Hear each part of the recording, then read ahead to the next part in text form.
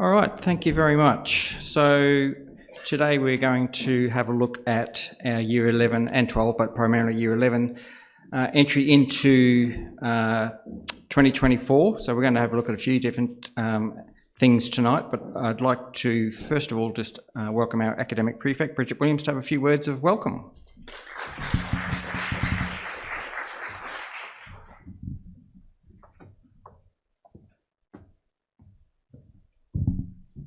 Good afternoon and welcome to our subject selection evening. Tonight is an opportunity to learn about the senior curriculum, the diverse array of subjects available to you, and some pathways to consider when selecting your senior subjects. Asking you to choose your Year 11 or 12 subjects can feel like asking you to decide your entire future, but I can assure you that subject selection is not a one-time life-defining choice.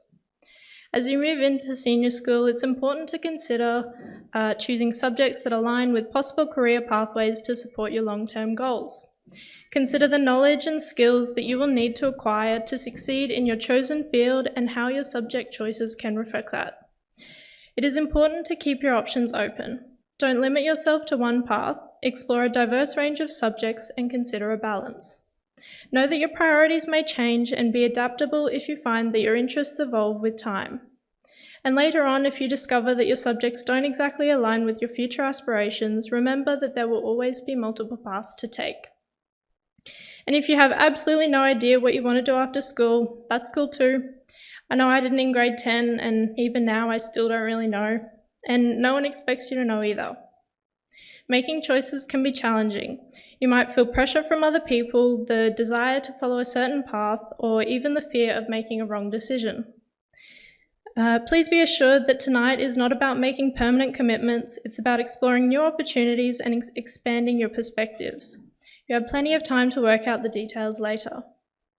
Do subjects that you enjoy or that you're curious about. Don't be afraid to explore subjects that may be unfamiliar or seem challenging. As you walk around tonight, I encourage you to ask lots of questions and speak with all your teachers. They are all extremely passionate about their subjects and have a wealth of experience and insight that can help you in making informed selections. Thank you.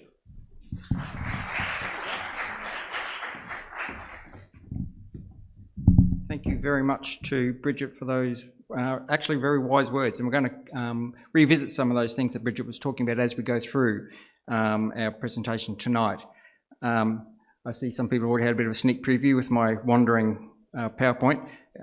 We'll get to those parts in a tick. So I also want to welcome anyone who's watching at home, particularly boarding parents, on our live stream.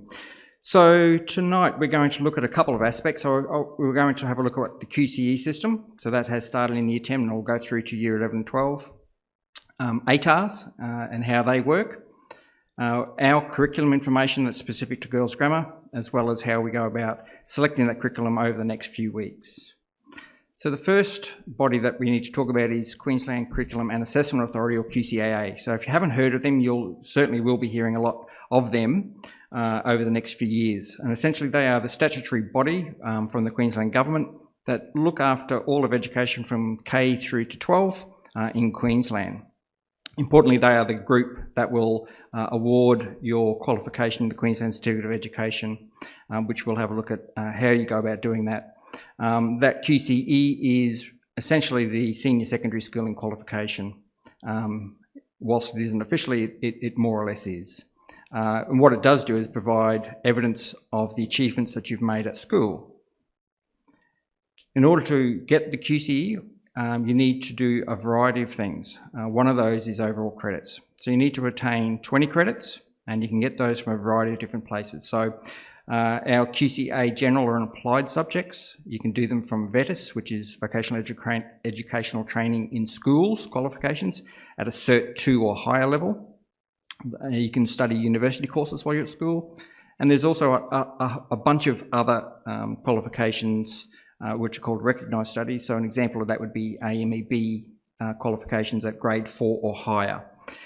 For the majority of students, if you select school subjects, you do those school subjects over the next 2 years, pass all those school subjects, then that will be what you need to do to qualify for your QCE. Other things you do need to do though are core studies. So you need to do a minimum of 12 credits in core areas.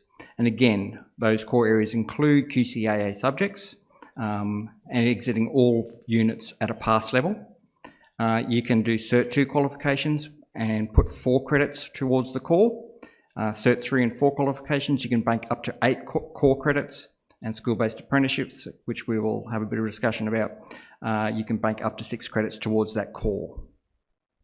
The other thing you need to do is satisfy literacy and numeracy requirements, and again, you'll do that just by completing successfully a minimum of 1 unit in a mathematics or an English subject.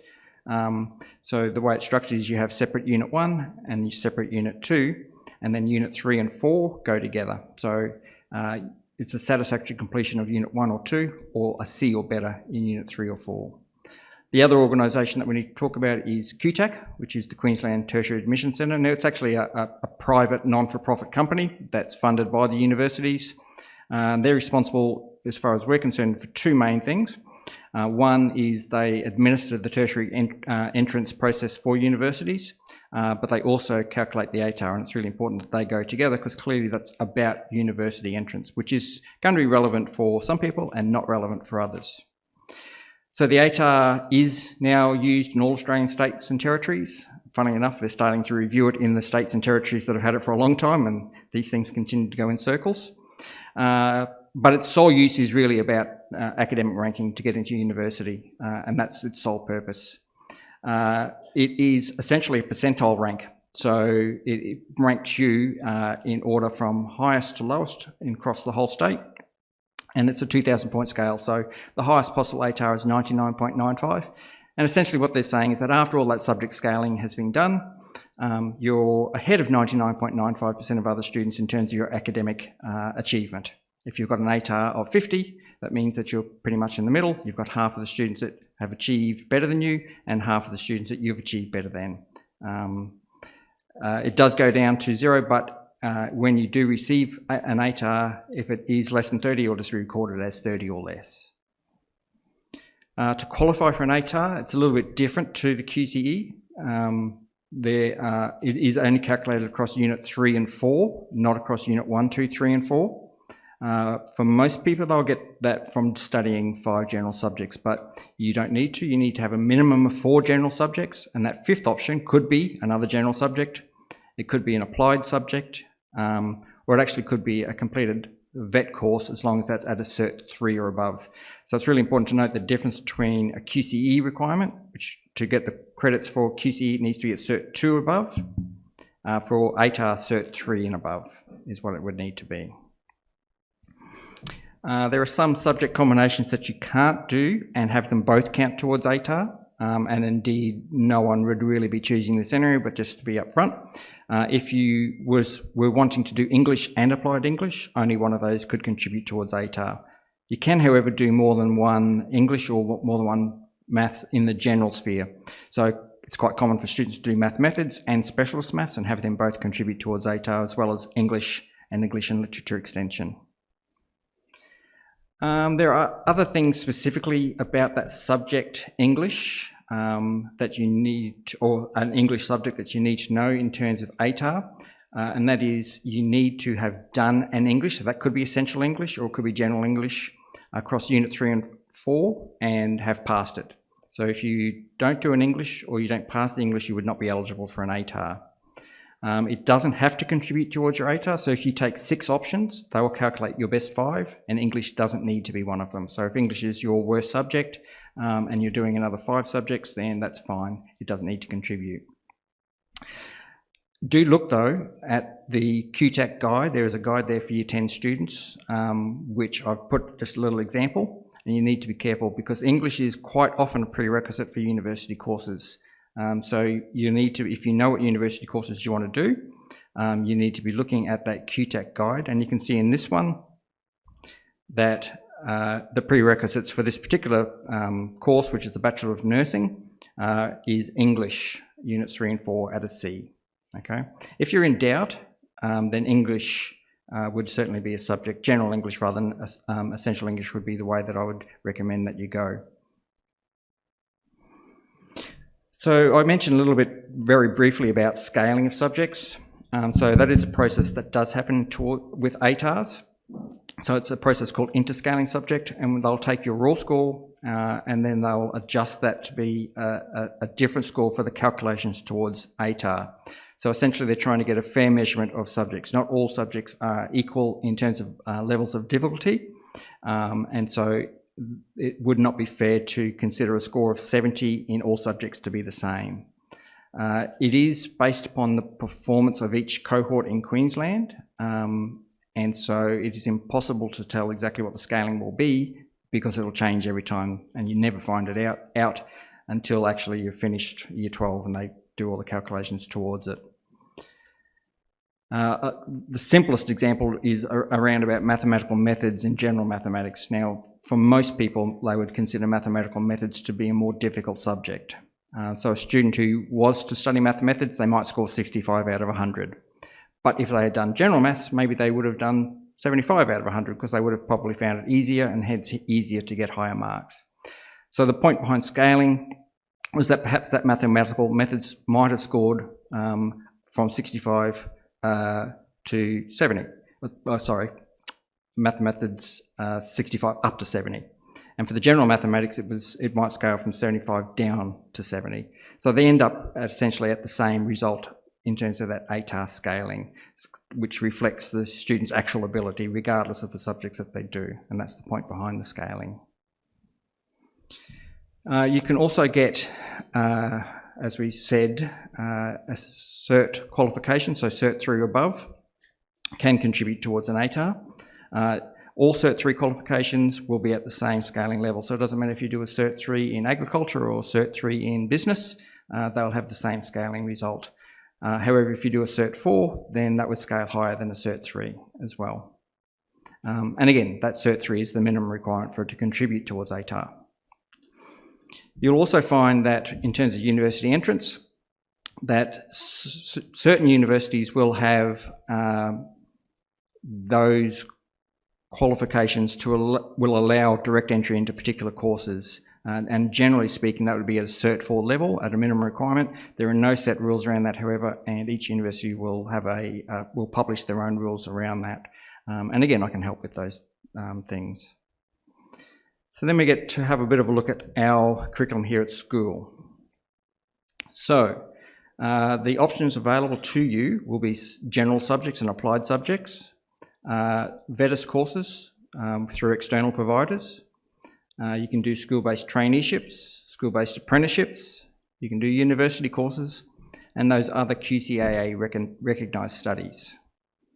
So we have currently on offer 19 different general subjects. We have 3 general extension subjects, and our general extension subjects are only Unit 3 and 4 subjects, so you can't do them until the very end of Year 11.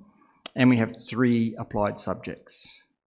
All the way through this, we need to also keep in mind around enrolments that we need to have viable subject numbers for them to go ahead. So in some cases, if we have 1, 2, 3 students, it might not be viable for that subject to be included in the timetable. Really, really important that as we get further and further into senior school, which you're already part of, that the subjects you're trying to choose for the next 2 years, we're trying not to make any changes. They are designed to be developmental and to continue to build over the 2 years. So both QCAA and Girls Grammar really do advise against those subject changes. So what we're trying to do now is get the choices as right as we can. We do acknowledge that in certain circumstances that it might be appropriate to make a change, but that would be very much an individual meeting to see what the best options are.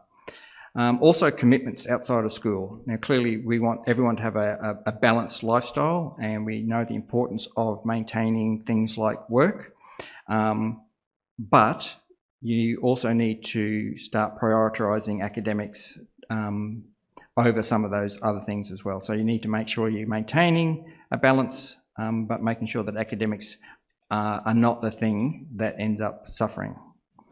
In the subject guide, then there is for each subject a suggested minimum entry level. Now that is there not as a prerequisite, but as a suggested minimum entry level.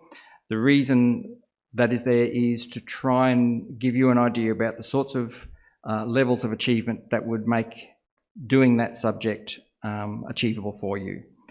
If you want to do a subject and you haven't met that minimum entry level, then we would have a discussion around about whether that's the right decision or not. In our general and general extension subjects, you will do 3 internal assessments and 1 external examination in Unit 3 and 4. In Unit 1 and 2, you'll typically do 3 assessments over those 2 units. But once we get to Unit 3 and 4, it's mandated by QCAA what we must do. So that's 3 internal and then 1 external examination. For our science and mathematics subjects, and again, the reason why I'm sharing this information is that so you have the context of what's required around external examinations. For science and mathematics, there is a 50% weighted external examination, and that's based upon Units 3 and 4, or a whole year's worth of work. For the arts subjects, the external examination is weighted at 25%, and again, it is based upon Units 3 and 4, or a whole year's worth of work. And for all other subjects, the examination is a 25% weighting and based only on Unit 4. It's really important to know that you will know your internal results before you go to external exams. So you'll know where you're heading and what you need to do to achieve what you're trying to achieve. We will be doing mock exams, and so we do that at the conclusion of Unit 4. So at the end of Term 3, our Year 12s will be getting ready to do those mock exams later this term. For applied subjects, which are the essential mathematics, essential English and hospitality practices, for hospitality practices there will be 4 internal assessments across Unit 3 and 4, and for our essential English and essential mathematics there will be 3 internal assessments and 1 what they call a common internal assessment, which is one that's written by QCAA but we mark. For vocational education training in schools, you can do certificate courses. Now generally they will be done at an external RTO as potentially one of the universities, and often those will be done online. For those cert courses, there's no paid employment requirement for them. Typically you would do 1 less school subject, and important to note that everyone will get 1 set of subsidised funding for vocational education training. If you wish to do another qualification in VET after that, you can, the government funding won't be there and it will just cost. All cert courses are competency based, so you're judged to be competent or not competent at the end of a unit, and you'll get the opportunity to work your way through all the competency based units in the course. For traineeships, they're very similar in terms of you will end up with a cert level qualification. The difference really is that they do involve paid employment, usually 1 day a week. And again, usually you'll do 1 less school subject and they are competency based. So if you're looking at doing a traineeship or indeed an apprenticeship, the first thing is to source an employer in the area that you're wishing to work in, and then we'll be able to assist from there. For the apprenticeship, the difference is that basically you get a trade qualification, and because it's a trade qualification it's a little bit longer, and so you typically won't complete that whilst you're at school. You'll transition to a full-time trade apprenticeship after you leave school. Otherwise the same conditions apply to traineeship in terms of usually 1 day a week of paid employment, usually 1 school-based subject less, and again it's competency based. The other thing you can do is you can do university courses whilst you're still at school. Indeed, the first opportunity you will get to do that is at the end of this year. So at the end of Year 10 you can actually start those. So CQ University, we have Start University Now or SUN courses. We've got JCU Now courses, and they all provide a real wealth of additional enrichment opportunities. Particularly if you know the courses that you want to do, you can actually get started on them while you're still at school. With some of those courses, depending upon them, successful completion may give you direct entry into the university course that you've got partial completion to. Other universities also do offer their programs. So another example is University of Queensland have an Enhanced Studies or ESP program, but the offerings are usually a lot more limited to being Brisbane-based schools and so on, because they're often on campus. And next thing is the selection process. So how do you choose what you're going to do? Well, the first thing to look at is really the pathway that you're looking at taking. And regardless of the pathway that you're looking at taking, it really needs to be either heading to employment, heading to vet studies, including traineeships and apprenticeship, or heading to university. Those are our options. If you're looking at heading to that non-university, so employment or vet, then you can do applied or general subjects at schools, you can do cert courses, you can do school-based apprenticeships and traineeships. You just need to ensure that you're going to be QCE eligible, and that will be part of the process that we as a school go through to make sure that you are set up to be QCE eligible. If you are wishing to head to university, you need again to make sure that you're QCE eligible, but you also need to make sure that the curriculum you're choosing will make you eligible to receive an ATAR. And again, I'll help you with that. You need to be aware of prerequisites required for those university courses. So that's that Year 10 QTEC guide that I flashed up before. Consider carefully the impact of those subject choices upon ATAR for highly competitive university courses. So the typical example is usually medicine, which is still perhaps the hardest university course to get entry into. They would be courses where the scaling of subjects can make a significant difference to your eligibility for it, and we'd have those discussions together. Other courses, depending upon what they are, there might be additional requirements as well. So if you are heading to medicine, you may need to do UCAT, depending upon the university you want to head to. If you're heading to a performing arts degree, you might need to have a portfolio of work together. Or if you're heading to a music degree, you might need to make an audition as part of the process of application. Again, very happy to help with all of those. Regardless of what you're doing, really, and this comes back to what Bridget was saying, is essentially you've got to head in the direction of the things that you like to do. So if you are doing a bunch of mathematics and science subjects because you think they're going to be good for your school results, but you don't like mathematics and science subjects, it's probably not the best thing for you, because you're going to end up in a career that heads you towards mathematics and science. So you need to be pursuing the things that you want to do. You need to make sure that those things are also things that you can do. And you've got to be able to enjoy it, because that's, again, I always say, that's what life is for. You're here to enjoy yourselves. So yeah, always aiming to get the highest academic results possible for you. We always want you to do your best. So from here we have the curriculum handbook. So there's a lot of information, and all the information that I've been talking about is all in that guidebook as well at the front of it. Have discussions tonight and ongoing with teachers and your parents. You'll need to choose a core English subject and a core mathematics subject.